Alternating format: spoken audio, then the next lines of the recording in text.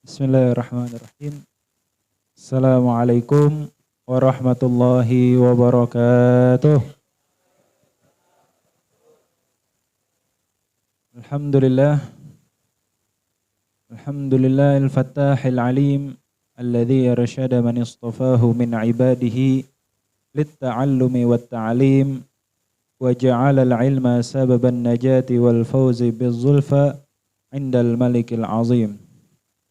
Wa sallallahu wa sallama ala man arsalahu Allahu hadiyan ila siratil mustaqim sayyidina wa maulana Muhammadin wa ala alihi wa sahbihi alladhina al-faizina min suhbatihi wa ittiba'ihi bil magamil azim. Amma ba'du. Alhamdulillah, segala puji dan syukur kita panjatkan kehadirat Allah Subhanahu wa taala yang telah memberikan kita nikmat Islam, nikmat iman, nikmat sehat wal afiyah, dan masih diberikan nikmat berkumpul kembali di malam Jumat untuk mengikuti bulanan yang diselenggarakan di Yayasan Baitul Rahim. Dan kemudian salawat serta salam tak lupa kita haturkan kepada baginda kita Nabi besar Muhammad sallallahu alaihi wasallam beserta para keluarga dan sahabat-sahabatnya.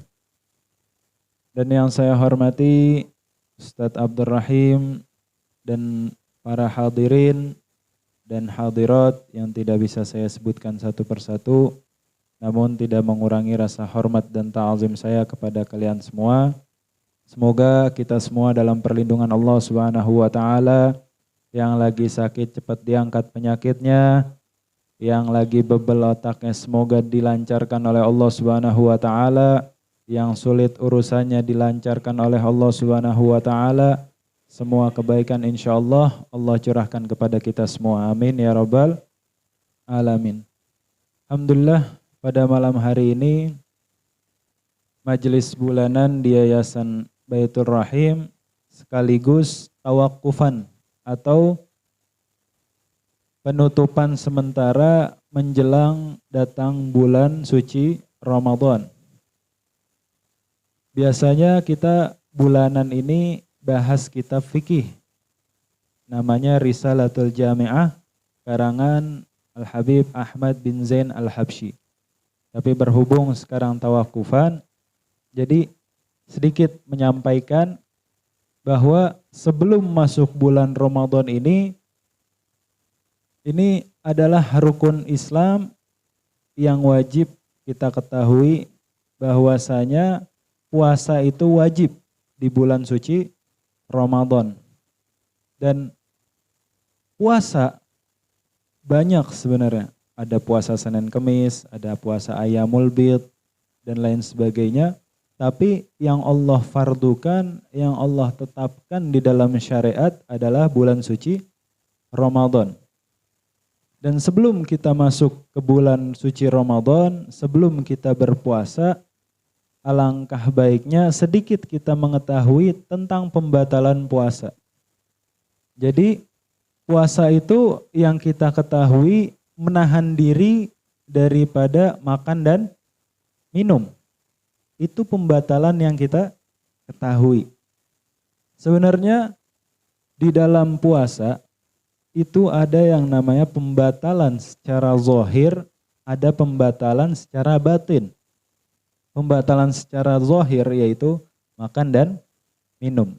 Adapun secara yang tidak terlihat adalah mubtilun litsawab. Itu membatalkan pahala puasa kita. Emang nggak berasa kalau batal puasa, kita minum, makan, puasa nggak puasa, ya udah nggak ada bedanya. Akan tetapi yang jadi pembeda adalah puasa kita keterima apa enggak. Sama kayak sholat. Mungkin kita sekarang puasa Ramadan kita nggak minum, kita nggak makan, gugur kewajiban kita, ya kan? Nggak wajib qodho lagi, nggak wajib setelah Ramadan kita mengqodho puasa kita yang bolong, nggak wajib. Akan tetapi setiap ibadah kita, mau itu puasa, mau itu haji, mau itu sholat, itu punya zahir, punya batin. Ya kan? Sholat kita Mungkin kita gerakan kita semua sah. Itu dijelasin di dalam kitab fikih. Semua gerakan, semua bacaan itu dijelaskan di kitab fikih. Tapi ruh daripada sholat tersebut, ruh dari puasa tersebut itu tergantung lagi kepada kita. Balik lagi ke hati kita. Sebagaimana Habib Abdullah bin Alwi Al-Haddad bilang bahwa sholat itu punya jiwa, punya juga raga. Punya badan, punya ruh. Badannya ya seperti ruku, sujud, semua rukun sholat itu termasuk badannya. Adapun ruhnya adalah kekhusyuan di dalam hati kita. Tenangnya pikiran kita, fokusnya pikiran kita. Kita bilang di dalam sholat, inna sholati wa nusuki wa mahyaya wa mamati lillahi rabbil alamin. Semua sholat, semua ibadah kita, hidup mati kita hanya milik untuk Allah Subhanahu wa ta'ala. Cuman apa yang kita ucapin sama enggak apa yang kita kerjain? Beda, bertentangan. Ya kan? Kita sholat, jiwa kita sholat, ruh kita, pikiran kita kemana-mana. Ya kan? Baru takbir tiba-tiba udah salam. Nggak berasa, nggak fokus. Dulu zaman Bani Israel juga begitu. Jadi kita nggak ada bedanya sama Bani Israel. Dulu Bani Israel ibadah badannya ada, lisannya ngucap. Tapi ruhnya, pikirannya, akalnya kemana-mana, traveling. Nggak tahu kemana, ada yang ke puncak, ada yang ke Bandung, ada yang ke Jogja. Nggak tahu kemana pikirannya. Ada yang di rumah, badannya tetap di masjid. Kita badan di masjid, ngomong Fatihah, ngomong. Cuman pikiran kita kemana-mana. Kan kebiasaan kita begitu. Begitu juga puasa. Puasa ada yang ngebatalin puasanya, ada juga yang ngebatalin pahalanya. Ya kan? Di dalam kitab Risalah Al-Jami'ah disebutkan wa min tamamis shaum, dan daripada kesempurnaannya puasa adalah kaful jawarih amma yakrahuhullahu ta'ala, menjaga anggota badan kita agar tidak mengerjakan sesuatu yang Allah tidak sukai. Apa saja sih anggota tubuh kita? Enggak semuanya. Ada beberapa anggota yang fatal. Ada 7 anggota yang mana kalau kita enggak jaga anggota tersebut, hilang pahala puasa kita. Yang pertama dari atas kita mulai dari mata. Kebiasaan kita nih, mata kita nih, puasa mau puasa tetap. Lapar, haus, ya kan? Tapi mata kita pas lagi puasa, ngelihat macem-macem. Makanya tradisi ngabuburit itu sebenarnya kurang direkomendasikan. Kenapa? Kita ngabuburit ngapain sih? Nyari makan. Nyari makan kan agak kayak kita ya, pakaian ketutup, pakaian rapi. Ada di luar perempuan yang pakaiannya minim, laki-laki yang pakaiannya minim. Kita dosa bukan ngelihat aurat cewek doang. Kita laki, ngelihat paha laki juga dosa. Ya kan? Enak gak? Nggak enak. Ngelihat paha laki tapi dosa. Nggak enak. Makanya ngabuburit itu kurang direkomendasikan. Ya kan? Kecuali kalau ngabuburit, tadarus, baca Quran, keluar beli makanan, abis itu pulang lagi, nggak muter-muter. Itu mata, ini mata lapar nih, pengen makan. Makannya apa? Dosa, ya kan? Ngelihat cewek mondar-mandir, belum yang ini, ada yang cakep no. Nanti lihat lagi yang lebih cakep. Ada aja lah pokoknya, ya kan? Itu kita tuh. Nggak puas, mata tuh nggak puas ngelihat. Jadi dari kesempurnaannya puasa, kita jaga mata kita. Bukan cuma kita jaga mulut buat nggak makan, nggak minum dan lain sebagainya, tapi mata ini juga mesti dijaga. Terus turun lagi ke telinga. Telinga kita ngedengar sesuatu yang nggak baik, ngegibah.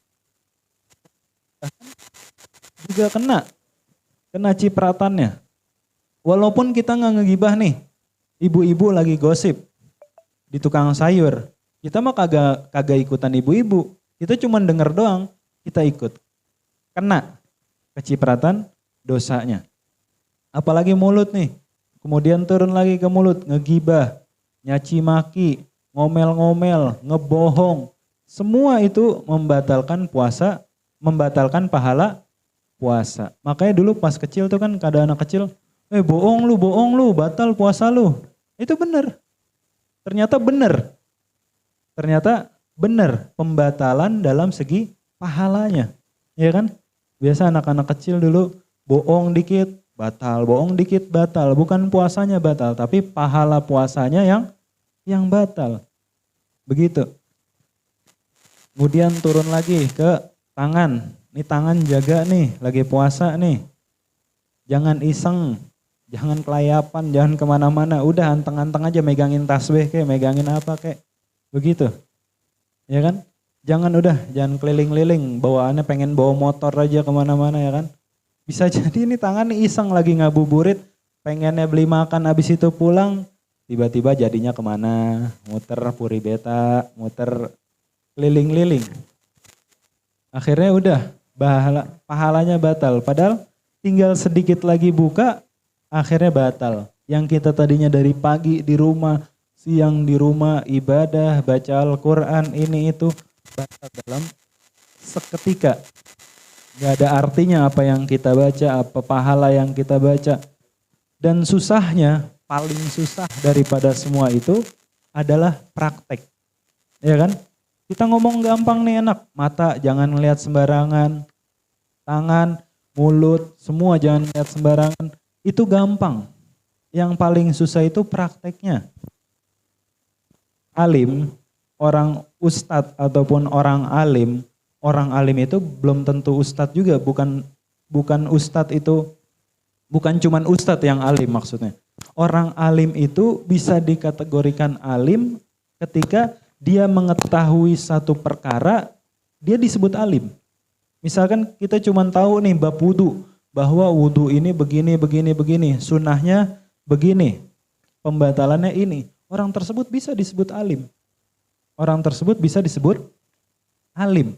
Alim dalam satu bidang. Alim dalam bidang wudu, dalam bidang sholat, dalam bidang puasa, zakat, dan lain sebagainya. Itu dia disebut alim. Dan orang yang udah tahu ilmunya, fa'alimun bi'ilmihi lam ya'malan mu'adzabun min qabli ubadil wathan. Dan orang yang udah tahu akan hukum sesuatu, akan tetapi dia bertentangan dengan apa yang dia ketahui atau yang dia ucapkan, maka itu dia disiksa oleh Allah Subhanahu wa taala sebelum para penyembah berhala disiksa. Susah, tanggungan kita itu berat. Makanya kita belajar ke sini niatin ngambil ilmu sama untuk mengamalkan ilmu yang kita ketahui. Walaupun sekali dalam setahun, sekali dalam seumur hidup, kita amalin ilmu kita. Kita terapin ilmu kita, itu yang susah. Saya tahu nih, misalkan, ngelihat perempuan itu haram, ngelihat aurat itu dosa. Tapi kadang kita masih ngelakuin. Nggak bisa ngelihat perempuan dikit, mata langsung nempel. Bener gak? Susah. Nih yang ketawa kayaknya pada tahu. Normal, emang normal, kita normal. Masih demen perempuan, alasan kita berarti masih normal. Masih daripada kita ngeliatin laki ya kan, udah gak enak, dosa lagi. Itu yang susah. Susah, jadi hujat kita, alasan kita untuk berbuat dosa tuh ada gitu. Bener gak? Ya masih normal gitu kan, berarti mandang cewek ya masih normal. Cuman tetap aja, dosa yang namanya dosa. Mau kecil kayak mau haram kita sedikit banyak kayak kita lakuin tetap kena dosanya. Itu jadi susah, emang susah ya kan. Jadi pilihan kita antara dua. Mau kita melonjak lambung tinggi di dalam surga, dapat surga yang paling tinggi. Kalau enggak, sekalian kita merosot jauh. Pilihan kita itu kalau udah punya ilmu, ngemban ilmu, itu berat. Jangan anggap kiai-kiai itu tanggungannya enteng. Tanggungan bukan tanggungan hidup. Tanggungan beban yang dia pikul itu dari ilmu-ilmunya itu berat. Kalau dia tahu tapi dia nggak ngamalin, bahkan dia bertentangan dengan pengetahuannya, itu lebih parah jatuhnya. Lebih parah. Dulu ada di Hadramut, satu orang. Misalkan dari Jakarta, dia orang asli Jakarta. Setiap hari pergi ke Depok, bolak-balik. Atau ke Bogor, jarak 4 jam, jalan kaki biasanya dari kemana? Taruhlah Bekasi, Depok lah ya. Dia jalan setiap hari. Istifadah, ngambil ilmu. Setiap hari satu, udah dapat satu dia pulang. Dapat satu dia pulang. Nah, suatu hari dia pergi sama anak perempuannya.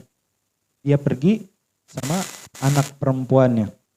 Sampai di tengah jalan, dia tebelet qada hajat, pipis ataupun BAB. Akhirnya dia turun, mungkin menunggangi keledai atau himar, dia minggir ke pinggiran jalan. Pas dia mau qada hajat, anak perempuannya bilang, "Stop, jangan dulu. Sebentar. Saya bolongin dulu nih tanahnya, biar kagak nyiprat nanti kotorannya." Akhirnya udah setelah dia kelar qada hajat, dia ngajak pulang anaknya. "Ayo pulang nak." "Loh kenapa pulang? Kita belum sampai tempat tujuan." "Iya, saya dari Jakarta ke Depok, Jakarta Depok setiap hari ngambil satu faedah doang, abis itu saya pulang. Tapi sampai sini saya udah dapat faedah dari engkau. Saya udah dapat pelajaran dari engkau, ayo kita pulang." Setiap hari kita satu aja ngambil faedah. Majelis taklim, hadir pengajian, satu aja. Kali setahun, udah 365. Ya kan? Dan kita amalin itu. Gimana gak mau manfaat ilmu kita? Kalau setiap hari kita amalin, kita tahu pahalanya sholat tahajud, pahalanya bangun malam, ini itu. Tapi praktek emang yang susah. Ya kan? Susah praktek. Begadang, gaple, catur, semua jabanin. Cuman suruh 2 rakaat doang, susahnya setengah mati. Bener gak? Bener gak? Saya juga ngalamin soalnya. Cuman saya kasih tahu kunciannya. Kalau mau ibadah, nggak usah diniatin. Kalau kita nih misalkan, contohlah sholat berjamaah, keutamaannya lebih unggul daripada sholat sendiri. Biasa kita sholat di rumah nih, kita mau sholat ke masjid, nggak usah direncanain. Azan, wudhu, langsung jalan. Kalau saya begitu.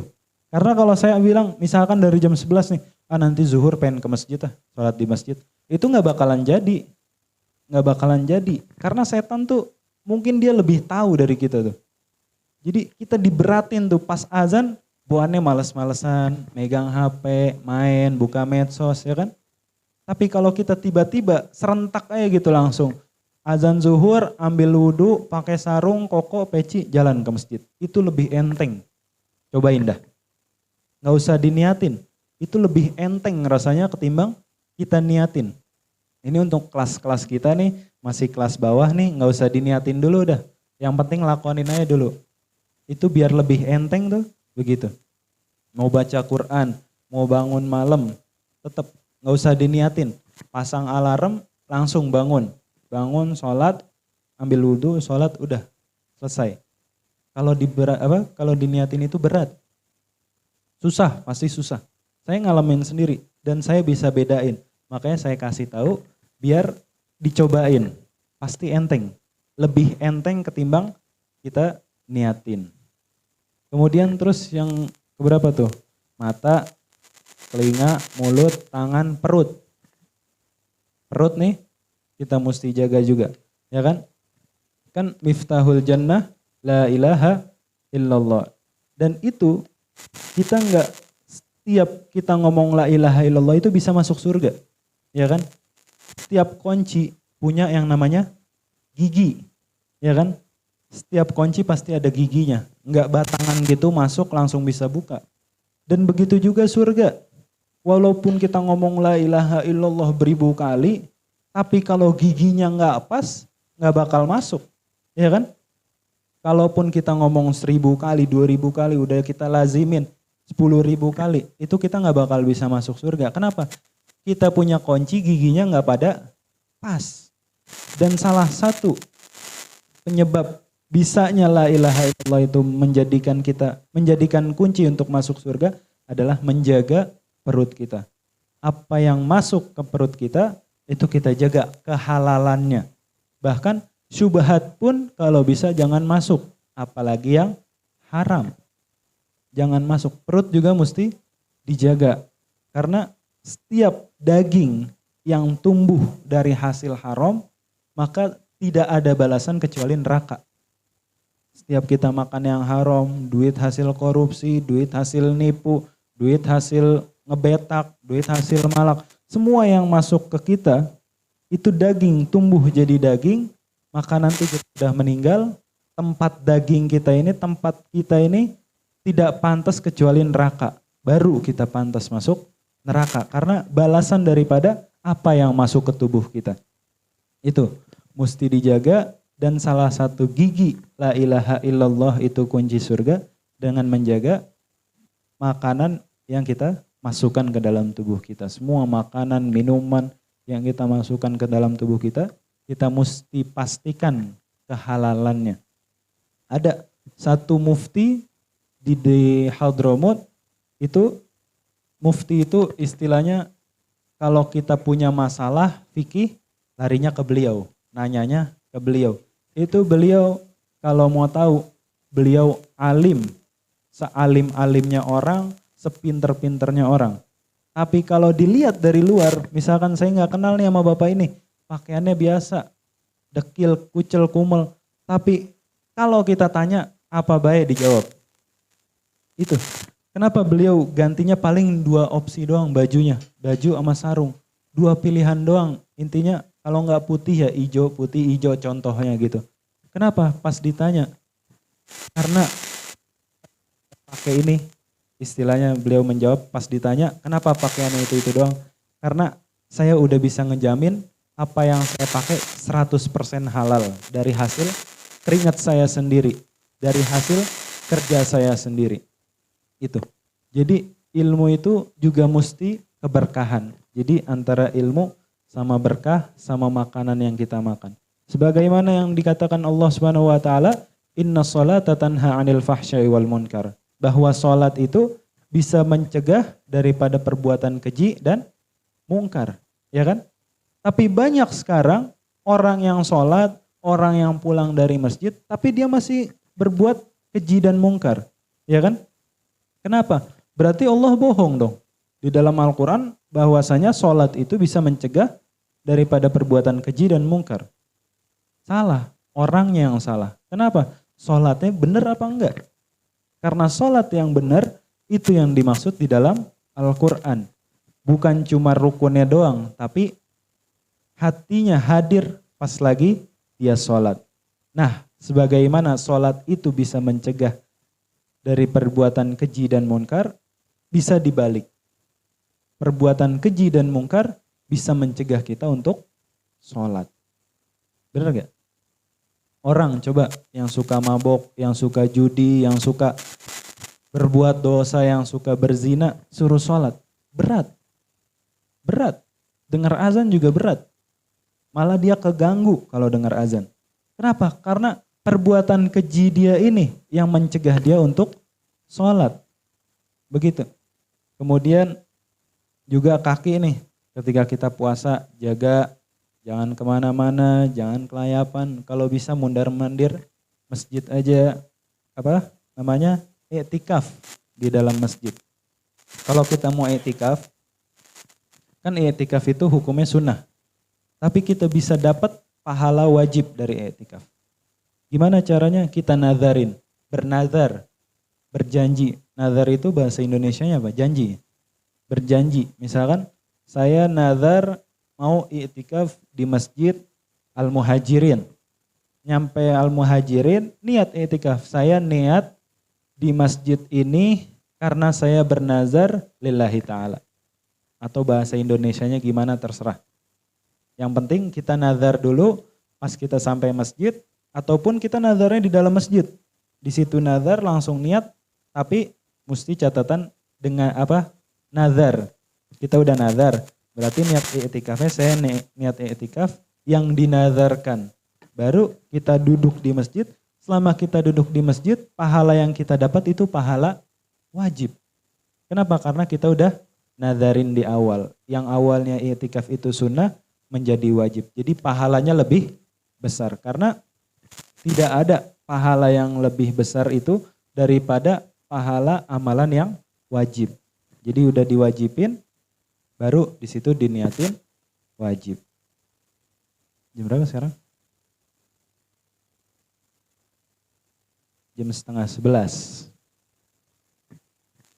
Cepet ya, nggak berasa ya? Hah? Apa? Tadi yang mesti dijaga apa? Mata, telinga, mulut, tangan, perut, kaki. Yang ketujuh, kemaluan. Yang ketujuh ini kemaluan kita harus dijaga. Udah tahu puasa yang udah punya bini, anteng-anteng aja udah. Ya, apalagi yang belum punya bini, udah anteng-anteng aja. Jangan senggol-senggol. Jangan disenggol, udah.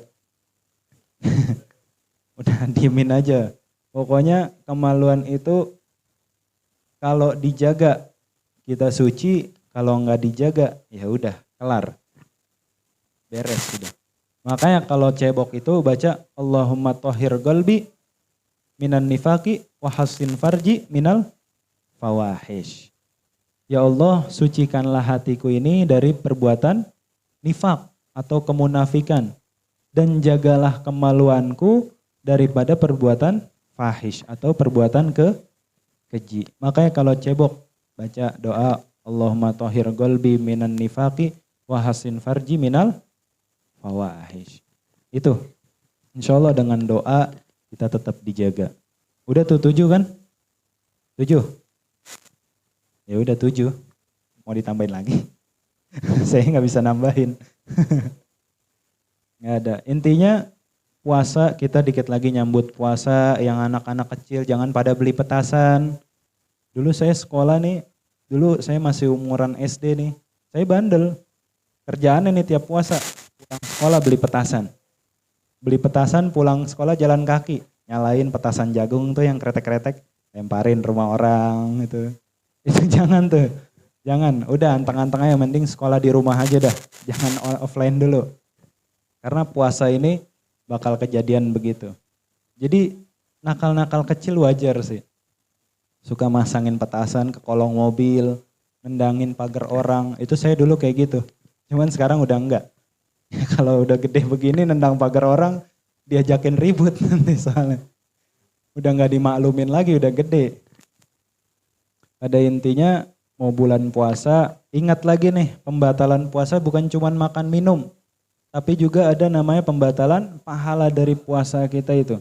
Jadi kalau kita puasa batal, nih kalau kita puasa batal, makan atau minum diem-diem, tanpa ada uzur, tanpa kita musafir, itu pahala kita, puasa kita batal. Jadi hari itu nggak dianggap tuh. Misalkan hari ini hari Kamis, kita puasa hari Kamis. Siang hari bolong, kita minum. Nggak ada uzur, nggak ada apa-apa. Kita minum, puasa kita batal. Wajib dikodok, wajib. Tapi wajib imsak juga. Udah minum nih, udah batal, kita nggak boleh minum lagi. Jangan mentang-mentang, oh hari ini udah batal, ya udah minum aja.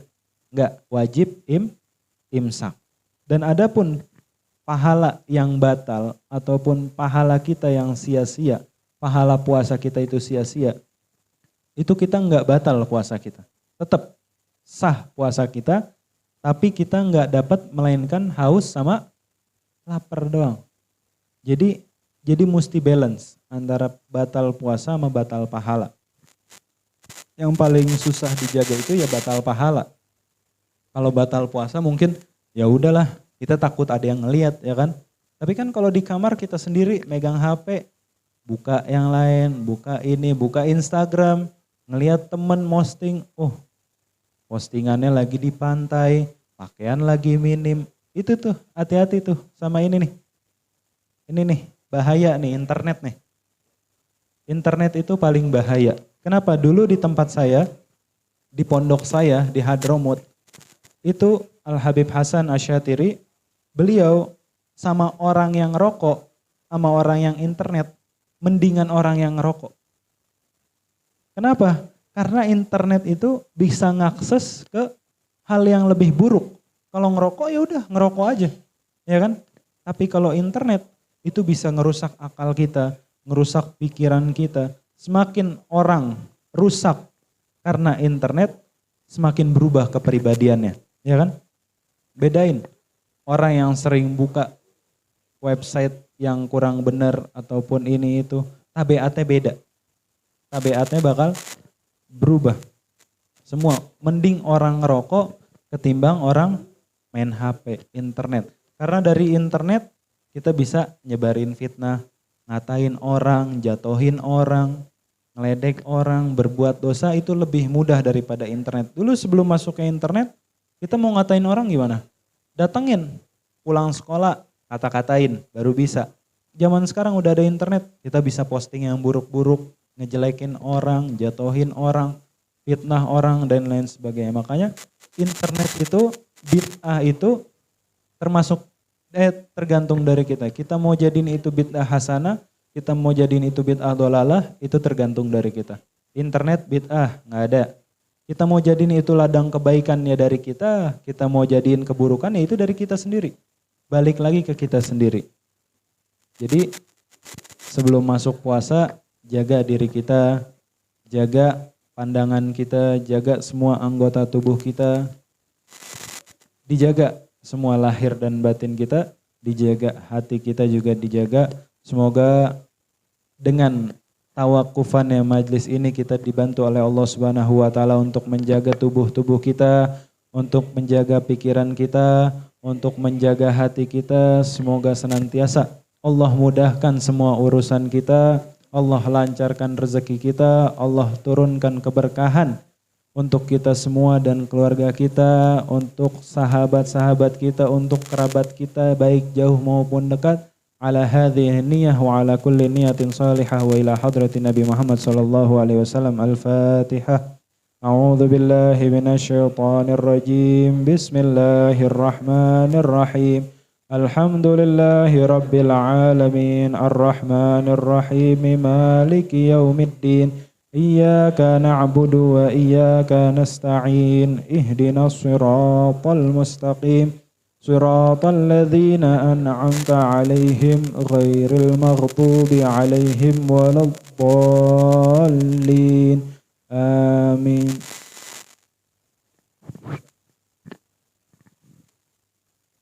Terima kasih kepada Al-Mukarram Habib Quraisy yang telah memberikan tausiahnya. Semoga kita bisa mengambil manfaatnya dalam kehidupan kita sehari-hari. Dan untuk doa pada malam hari ini akan dipimpin oleh Al-Mukarram Ustadz Isnu Prasetyo. Kepadanya kami persilakan.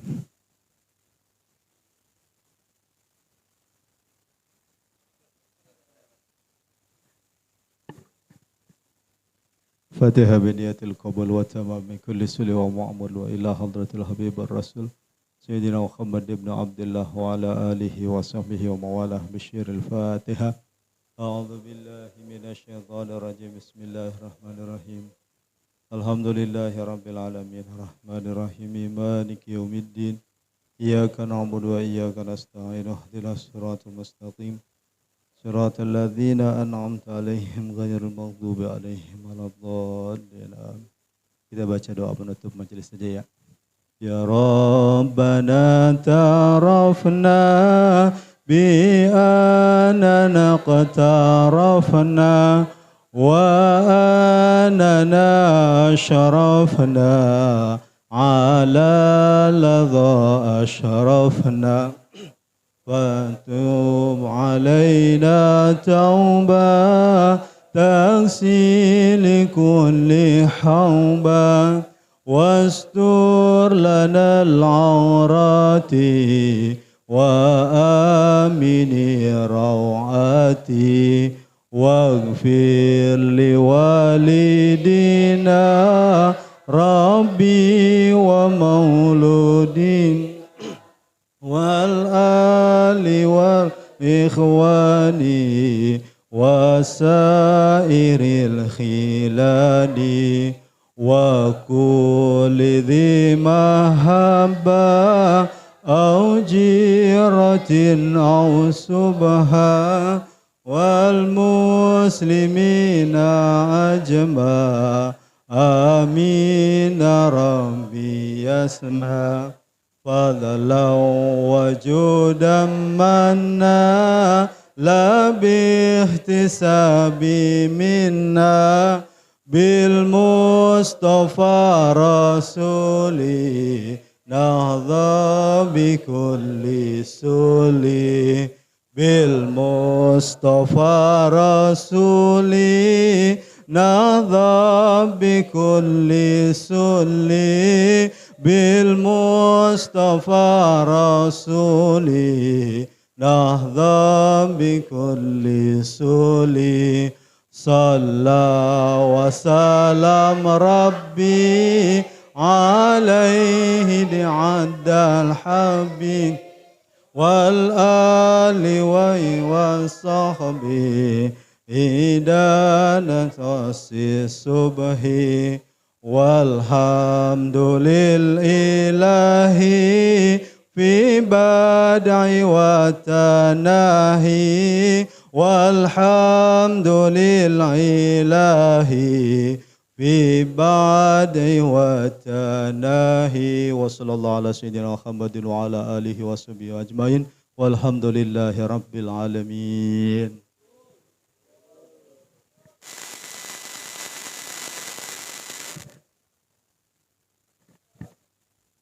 Terima kasih kepada Al-Mukarram Ustadz Isnu Prasetyo yang telah membacakan doanya dan untuk